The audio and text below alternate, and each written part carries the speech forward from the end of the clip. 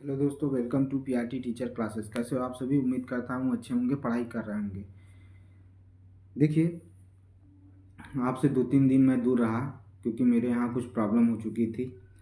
और एक प्रॉब्लम नहीं थी, कई सारी प्रॉब्लम क्रिएट हो चुकी थी और उसी वजह से थोड़े वीडियो नहीं बना पाया मैं। लेकिन आज फिर आप लोगों के सामने आया हूँ और प्रयास करूँगा कि अब कंटिन्यू रहूँ।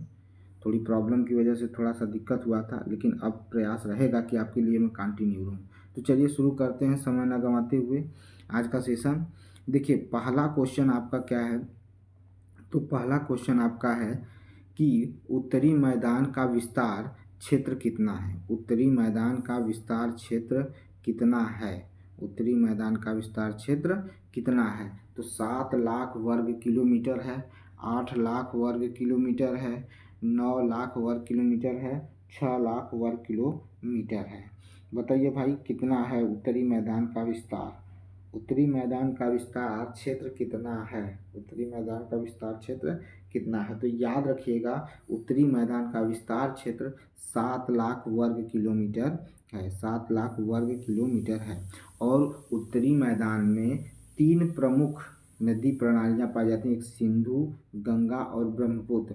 अब आपको भी पता है इनकी कई सारी सहायक नदियाँ भी हैं, तो याद रखिएगा आपको इनकी सहायक नदियों के बारे में भी पढ़ लेना है। आप ये मत सोचिएगा कि जो क्लास 9 में चैप्टर दिया है सिर्फ उतना ही पढ़ लें, नहीं। इसके बारे में अगर गंगा नदी की का नाम आ गया तो गंगा नदी के बारे में डिटेल से पढ़ लीजिएगा। ब्रह्मपुत्र नदी के बारे में आ गया तो ब्रह्मपुत्र नदी का डिटेल से पढ़ लीजिएगा। सिंधु नदी के बारे में आ गया तो सिंधु नदी का डिटेल थोड़ा पढ़ लीजिएगा, ये ज़रूरी है। ठीक है, याद रखिएगा, ये आपके लिए इम्पोर्टेंट है। अच्छा, अब कह रहा है कि उत्तरी मैदान का विस्तार क्षेत्र कितना है? तो 7 लाख वर्ग किलोमीटर है। ठीक है, 7 लाख वर्ग किलोमीटर है। ठीक है। अच्छा, उत्तरी मैदान जो होता है वो काफ़ी फसल के मामले में या उपज के मामले में काफ़ी समृद्ध है। ठीक है। अब आगे समृद्ध कैसे है, किस तरह से है, तो वो आगे जब आप क्वेश्चन करेंगे तो आपको क्लियर होता चला जाएगा। ठीक है, तो चलिए चलते हैं, आगे की तरफ बढ़ते हैं। देखिए, क्वेश्चन क्या है? क्वेश्चन नंबर 2 कहता है कि उत्तरी मैदान की लंबाई और चौड़ाई कितनी है? उत्तरी मैदान की लंबाई और चौड़ाई कितना है? विस्तार क्षेत्र आप जान गए 7 लाख वर्ग किलोमीटर है। अब पूछ रहा है कि उत्तरी मैदान की लंबाई और चौड़ाई कितना मीटर है, कितने किलोमीटर लंबाई और चौड़ाई कितने किलोमीटर है? लंबाई और चौड़ाई कितने किलोमीटर है? उत्तरी मैदान की लंबाई और चौड़ाई कितने किलोमीटर है? ये आपके सामने क्वेश्चन है। ठीक है। देखिए, ठीक है। देखिए, कह रहा है उत्तरी मैदान की लंबाई और चौड़ाई कितनी है? तो कह रहा है कि उत्तरी मैदान की लंबाई और चौड़ाई कह रहा है कि 2400 किलोमीटर से लेकर 240 से लेकर 320 किलोमीटर, मतलब लंबाई 2400 किलोमीटर कह रहा है, चौड़ाई जो है 240 से 320 कह रहा है। दूसरा ऑप्शन कह रहा है 2500 किलोमीटर से लेकर 200 से लेकर 320 किलोमीटर। फिर कह रहा है 2600 किलोमीटर से लेकर 250 से 340 किलोमीटर। 2700 किलोमीटर से लेकर 260 से लेकर 340 किलोमीटर। तो इसमें याद रखिएगा, आपके उत्तरी मैदान की लंबाई और चौड़ाई का विस्तार 2400 किलोमीटर लंबाई है और जो चौड़ाई है 240 से 320 किलोमीटर, 240 से 320 किलोमीटर है आपके सामने। चलिए, अब देखिए क्या क्वेश्चन बन रहा है। क्वेश्चन बन रहा है कि विश्व की सबसे बड़ी नदी द्वीप किस नदी पर स्थित है? विश्व का सबसे बड़ा नदी द्वीप, नदी द्वीप के बारे में सुन लीजिए। ये नदी द्वीप जो होता है एक ऐसा क्षेत्र होता है जहाँ पर चारों तरफ तो नदी के जरिए पानी होता है, मतलब नदी के चारों मतलब ना, अगर बीच में जमीन है तो चारों तरफ नदी का पानी है और उस नदी द्वीप के बीच में लोग रहते भी हैं, अपनी कृषि क्रियाकलाप करते हैं, अपनी रोजमर्रा की जिंदगी वहाँ पर जीते भी हैं। इसी को कहा जाता है नदी द्वीप। तो विश्व का सबसे बड़ा नदी द्वीप जो है वो ब्रह्मपुत्र नदी पर स्थित है, जहाँ पर लोग रहते भी हैं। क्या करते हैं? रहते भी हैं। ब्रह्मपुत्र नदी पर है, सब विश्व का सबसे बड़ा नदी द्वीप कहाँ पर है? तो ब्रह्मपुत्र नदी पर है, याद रखिएगा। ठीक है, तो चलिए चलते हैं आगे। क्वेश्चन, अगला क्वेश्चन क्या है आपके सामने? दुआब शब्द में आब का अर्थ क्या होता है? दुआब शब्द में आब का अर्थ क्या होता है? दुआब शब्द में आब का अर्थ क्या होता है? दुआब शब्द में आब का अर्थ क्या होता है? कि नदी का तट, पानी, मृदा या मृदा तथा पानी दोनों। ठीक है, तो याद रखिएगा, दोआब शब्द में नदी का, दोआब शब्द में आब का अर्थ होता है आपका क्या होता है, तो आब का अर्थ होता है आपके लिए किस तरह से आप उसको देखते हैं, तो दोआब का अर्थ होता है पानी। दोआब का अर्थ क्या होता है, पानी। अब सुनिएगा ध्यान से चीज़ों, दोआब का अर्थ जो होता है वो दो और आब से मिलकर बना हुआ है, ठीक है। यानी कह रहा है कि दोआब शब्द दो और आब से मिलकर बना होता है, ठीक है। यानी ऐसा क्षेत्र जो क्या हो आपके मतलब दोआब में अगर देखा जाए तो कहा जा सकता है कि ऐसे क्षेत्र में जहाँ पर क्या कहा जाए, जिसे जिसे मतलब पानी का प्रवाह जो हो वो किस तरह का हो, दो तरीके से हो, दो तरह से हो, तो उसे दोआब शब्द में रखा गया है, ठीक है। किस में रखा गया है, तो दोआब शब्द में रखा गया है, ठीक है। अब इसका मतलब समझिएगा, मोटे मोटे तौर पर अगर आप समझेंगे तो आपको बातें समझ में आ जाएगी, ठीक है। कह रहा है कि जैसे आपको मैं बता दूं कि उत्तरी मैदान को मोटे तौर पर तीन उपवर्गों में विभाजित किया गया। उत्तरी मैदान के पश्चिमी भाग को पंजाब का मैदान कहा जाता है, यानी उत्तरी मैदान में पश्चिमी भाग को, ठीक है, उत्तरी मैदान के पश्चिमी भाग को पंजाब का मैदान कहा जाता है। सिंधु तथा इसकी सहायक नदियां द्वारा बनाए गए मैदान को बहुत बड़ा भाग पाकिस्तान में स्थित है।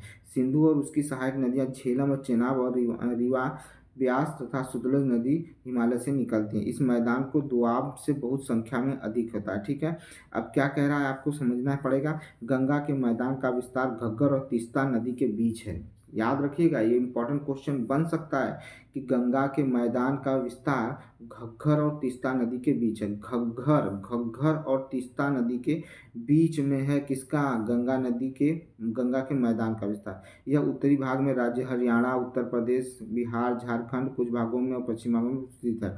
ब्रह्मपुत्र का मैदान इसके पूर्व में विशेषकर असम में स्थित है। याद रखिएगा। चलिए चलते हैं क्वेश्चन नंबर 5 पर आपके सामने। क्वेश्चन नंबर 5 आपके सामने आ चुका है। क्वेश्चन नंबर 5 कहता है कि नदियां पर्वतों से नीचे उतरते समय शिवालिक की ढाल पर 8 से 16 किलोमीटर चौड़ी पट्टी में गुटिका का निक्षेपण करते हैं। इसे कहते हैं, क्या कहा जाता है, क्या कहा जाता है, भाभर कहा जाता है, तराई कहा जाता है, या भांगर या खादर कहा जाता है, बताइए भाई क्या कहा जाता है, बताइए क्या कह रहा है। नदियां पर्वतों से नीचे उतरते समय शिवालिक, आपको भी पता है हिमालय का लास्ट क्या होता है, शिवालिक, क्योंकि शिवालिक के बाद उत्तरी मैदान चालू हो जाते हैं, तो मैदानी क्षेत्र चालू हो जाता है। तो शिवालिक की ढाल पर 8 से 16 किलोमीटर की चौड़ी पट्टी के गुटका का निक्षेपण करती है। इसे क्या कहा जाता है, भांगर कहा जाता है, उसे भाबर कहा जाता है, तराई कहा जाता है, भांगर कहा जाता है, खादर कहा जाता है। तो याद रखिएगा, उसे भाबर कहते हैं, क्या कहते हैं, भाबर कहा जाता है। आइए चलिए देखिए सबसे इम्पोर्टेंट, अब देखिए दुधवा राष्ट्रीय पार्क में इस पार्क की स्थिति ज्ञात कीजिए। अब आपसे जितना भी नेशनल पार्क है उसको अच्छे से लर्न करिएगा, और जो इस समय में नए में बन रहे हैं उनको याद करके रखिए, और जो नई नई क्रियाकलाप अगर नेशनल पार्क में हो रहे हैं, कोई नई योजनाएं आ रही हैं नेशनल पार्क में, तो उसको याद रखिएगा, ठीक है। कौन बंद हो रहा है, कौन नए बन रहा है, किसका नाम चेंज हो रहा है, ये सारी चीज़ें याद कर लीजिएगा, ठीक है। ये आपको जो क्वेश्चन मैं दे रहा हूँ, इस क्वेश्चन का मतलब ये होगा कि आपको उसके माध्यम से या उससे संपर्क या उससे जुड़ी चीज़ें आपको क्या करनी है, याद करनी है। अगर मैं 15 मिनट में पूरा डिटेल देने लगूंगा तो नहीं हो पाएगा, ठीक है। इस वजह से मैं आपके सामने प्रश्न रख रहा हूँ, तो इस प्रश्न का मतलब समझिएगा कि इससे रिलेटेड जितने भी आगे पीछे प्रश्न हैं सारे प्रश्नों को हमको पढ़ जाना है, ठीक है। तो कह रहा दुधवा राष्ट्रीय पार्क की स्थिति ज्ञात कीजिए। मध्य प्रदेश, गुजरात, उत्तर प्रदेश, राजस्थान। तो दुधवा नेशनल पार्क की जो राष्ट्रीय मतलब स्थिति जो है वो क्या है, उत्तर प्रदेश है, क्या है, उत्तर प्रदेश है, ठीक है। चलिए आइए चलते हैं क्वेश्चन नंबर 7 पर। देखिए लिखा भी है, दुधवा राष्ट्रीय उद्यान उत्तर प्रदेश के लखीमपुर खीरी जनपद में स्थिति है, संरक्षित वन क्षेत्र है, ठीक है। यह भारत और नेपाल की सीमाओं में लगे विशाल वन क्षेत्र में फैला है। यह उत्तर प्रदेश का सबसे बड़ा एवं, ठीक है, समृद्ध जैव विविधता वाला क्षेत्र है, ठीक है। उत्तर प्रदेश के लखीमपुर में है, और ये नेपाल और भारत के बॉर्डर पर स्थित है, और ये समृद्ध जैव विविधता वाला क्षेत्र है। और यह राष्ट्रीय उद्यान बाघों, किसके लिए होता है भाई, तो बाघों के लिए और बारहसिंगा के लिए विश्व प्रसिद्ध है। बाघों के लिए और बारहसिंगा के लिए क्या है, विश्व प्रसिद्ध है। चलिए आइए देखते हैं क्वेश्चन। उत्तरी मैदान का सबसे विशालतम भाग बना है, उत्तरी मैदान का सबसे विशालतम भाग बना है। पुरानी जलोढ़ का, नई जलोढ़ का, काली मृदा का, या इनमें से कोई नहीं। क्या करा है कि उत्तरी मैदान का सबसे विशालतम भाग बना है पुरानी जलोढ़ का, ठीक है, पुरानी जलोढ़ का, नए जलोढ़ का, काली मृदा का, इनमें से कोई नहीं। बताइए किससे बना हुआ? तो याद रखिएगा, उत्तरी मैदान का सबसे विशालतम भाग पुराने जलोढ़ का बना है। किसका बना है? पुराने जलोढ़ का बना है। वे नदियाँ जो बाढ़ में आने वाले अगर मैदान के ऊपर स्थित हैं, यानी वेदिका की जैसी आकृति प्रदर्शित हो रही थी, इस भाग में भांगर, ठीक है, के नाम से जाना जाता है। फिर से सुनिएगा, कह रहा है वे नदियों के बाढ़ वाले मैदान, मतलब नदियों के बाढ़ वाले मैदान जहाँ पर बाढ़ आती है, ठीक है, के ऊपर स्थित है, अगर उसके ऊपर, और वेदिका जैसी आकृति प्रदर्शित हो रही, कैसी प्रदर्शित हो रही? वेदिका जैसी आकृति प्रदर्शित करते हैं, तो इस भाग को भांगर कहा जाता है। क्या कहा जाता है? भांगर कहा जाता है। और कह रहा है कि ये जो इस क्षेत्र में जो मृदा होगी वो चूनेदार निक्षेपण करेगी। कैसा निक्षेपण करेगी? चूनेदार निक्षेपण करेगी, याद रखिएगा, ठीक है। और क्या कर रहा है कि जिसे स्थानीय भाषा में कंकड़ कहा जाता है। क्या कहा जाता है? कंकड़ कहा जाता है। बाढ़ वाले मैदानों में नए और युवा निक्षेपों को खादर कहा जाता है, और जो नए युवा निक्षेपण होते हैं उसे खादर कहा जाता है। पुराने वाले को भांगर और नए वाले को क्या कहा जाता है? खादर कहा जाता है, ठीक है। और कह रहा है कि इनका लगभग प्रत्येक वर्ष पुनर्निर्माण होता है। किसका पुनर्निर्माण होता है? तो खादर का। तो याद रखिएगा, जो नई मृदा बन रही है उसे खादर कहते हैं, और जो पुरानी मृदा होती है उसे भांगर कहा जाता है, ठीक है। और ये जो नई मृदा खादर बनाती है, इस खादर मृदा में उपजाऊ है, ये मतलब यहाँ पर खेती बहुत अच्छी होती है, ये फसल के लिए बहुत अच्छा होता है, यहाँ पर गहन खेती होती है, ठीक है। किस्म की बात कर रहे हैं? तो हम खादर की बात कर रहे हैं। चलिए आइए चलते हैं क्वेश्चन नंबर 8 पर। क्वेश्चन नंबर 8 कहता है कि बाढ़ वाले मैदानों में नए और युवा निक्षेपों को कहते हैं, नए और युवा निक्षेपों को कहते हैं खादर कहते हैं, अभी बताया। और पुराने जो कंकड़ होते हैं, जो चूनेदार होते हैं, उसे क्या कहा जाता है? तो उसे भांगर कहा जाता है। चलिए आइए, देखिए लिखा हुआ आपको अच्छा, खादर भांगर में अंतर भी देख लीजिए। नवीन जलोढ़ मिट्टी को खादर कहा जाता है, नवीन जलोढ़ मिट्टी को खादर कहा जाता है, कहते हैं। और बांगर जो होते हैं वो पुरानी प्राचीन जलोढ़ मिट्टी को बांगर कहा जाता है, ठीक है, यही याद रखिएगा। अब आगे देखिए और कुछ पॉइंट हैं। कह रहा खादर मिट्टी बांगर मिट्टी से अधिक उपजाऊ होती है। देखिए कह दिया, मैंने बोला था, फिर वही चीज़ कह रहा है, खादर मिट्टी बांगर मिट्टी से अधिक उपजाऊ होती है, यानी खादर में अच्छी खेती होती है, क्योंकि ये हर साल नवीन निर्माण करता है, यानी इसका नया नया निर्माण होता रहता है, ठीक है। आइए, बांगर मिट्टी खादर मिट्टी से कम उपजाऊ होती है। बांगर, अभी ये तो उल्टा हो गया, तो उसमें कोई दो राय नहीं है, समझ जाइएगा। अब कह रहा है कि खादर मिट्टी प्राय चिकनी होती है, इसमें कैल्शियम का अभाव होता है। खादर में पूछ लेगा किस मिट्टी में कैल्शियम का अभाव होता है, खादर में या बांगर में? तो याद रखिए, खादर में कैल्शियम का अभाव होता है, इसमें कंकड़ होते हैं, इसमें कैल्शियम कार्बोनेट होता है। किसकी बात कर रहा है? तो ये बांगर की बात कर रहा है कि इसमें बांगर में बड़े बड़े कंकड़ होते हैं, ठीक है। और क्या होता है? कैल्शियम कार्बोनेट भरा होता है। क्या होता है? कैल्शियम कार्बोनेट होता है। किसमें? बांगर में। और खादर में नहीं होता है, खादर जो होती है वो चिकनी होती है, कैल्शियम की कमी होती है, अभाव होता है।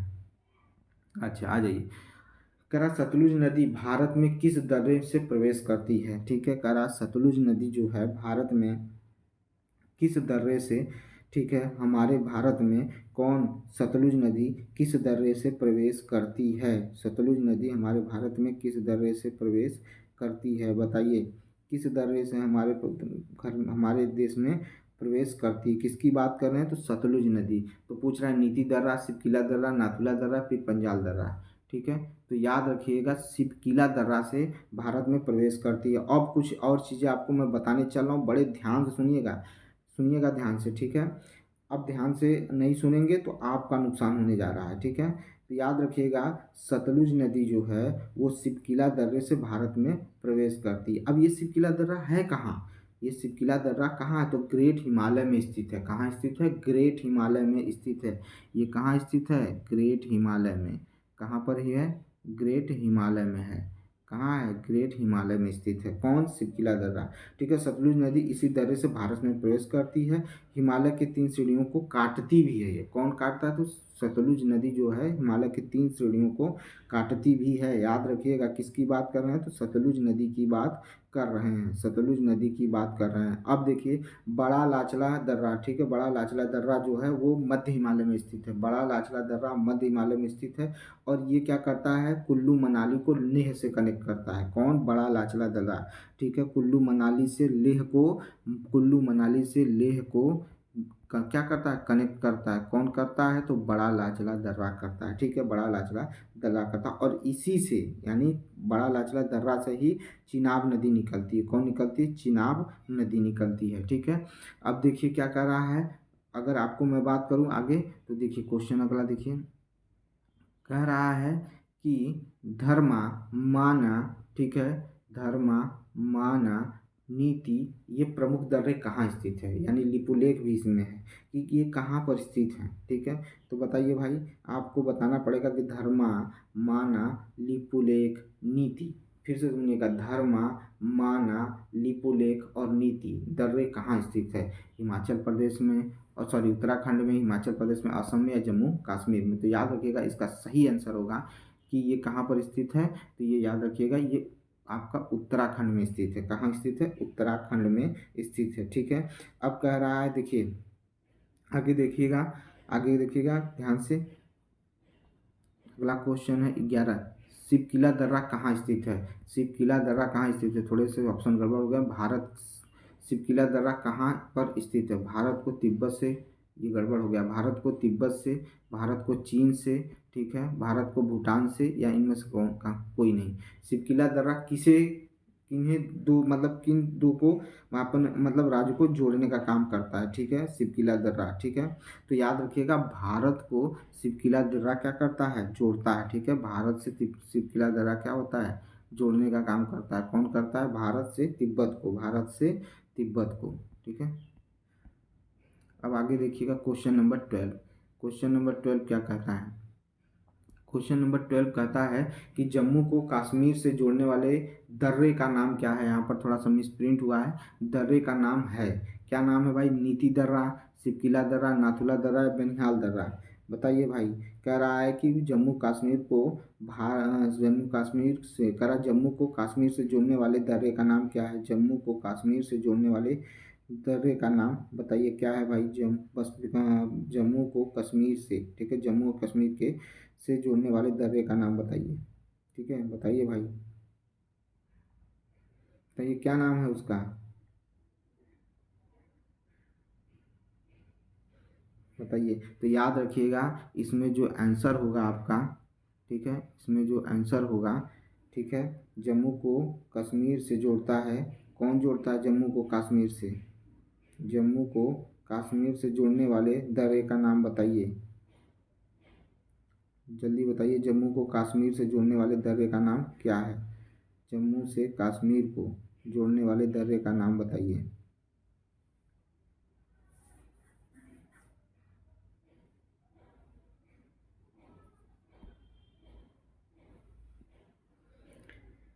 जम्मू को कश्मीर से बताइए भाई, कुछ चीज़ें ऐसी होती हैं जो काफ़ी क्या करती हैं, कॉम्प्लिकेटेड होती हैं, ठीक है। कोई जैसे कहा जाए कि अगर आपके घर में कोई प्रॉब्लम क्रिएट हो गई है, तो उसे बड़े आराम से उस पर निर्णय लेना चाहिए, ठीक है। बताइए भाई, जम्मू को कश्मीर से जोड़ने वाले दर्रे का नाम,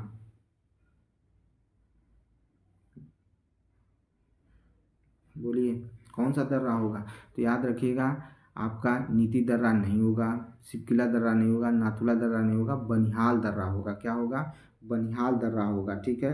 अब कह रहा कि बनिहाल दर्रा जम्मू घाटी से कश्मीर घाटी को जोड़ने का काम करता है। बनिहाल दर्रा पीर पंजाल रेंज में स्थित है। ये जो दर्रा आपका है, ये पीर पंजाल रेंज में है। कहाँ पर है, पीर पंजाल रेंज में है, ठीक है, पीर पंजाल रेंज में स्थित है। कौन स्थित है, तो आपका बनिहाल दर्रा पीर पंजाल रेंज में स्थित है। यह जम्मू संभाग को कश्मीरी गे घाटी से जोड़ने का काम करता है, ठीक है। आइए चलते हैं आगे।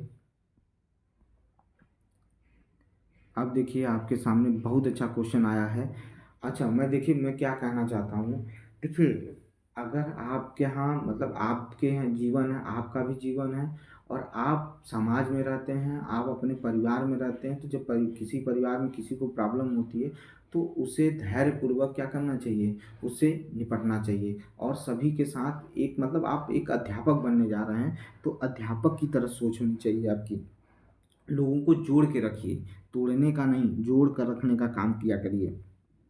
चलिए, भारत की सबसे लंबी सड़क सुरंग कौन है, तो चेनानी नवसारी सुरंग, ठीक है, श्यामा प्रसाद मुखर्जी सुरंग, ठीक है, अटल सुरंग, या इनमें से कोई नहीं। बताइए भाई इसमें कौन सा सही होगा आपका।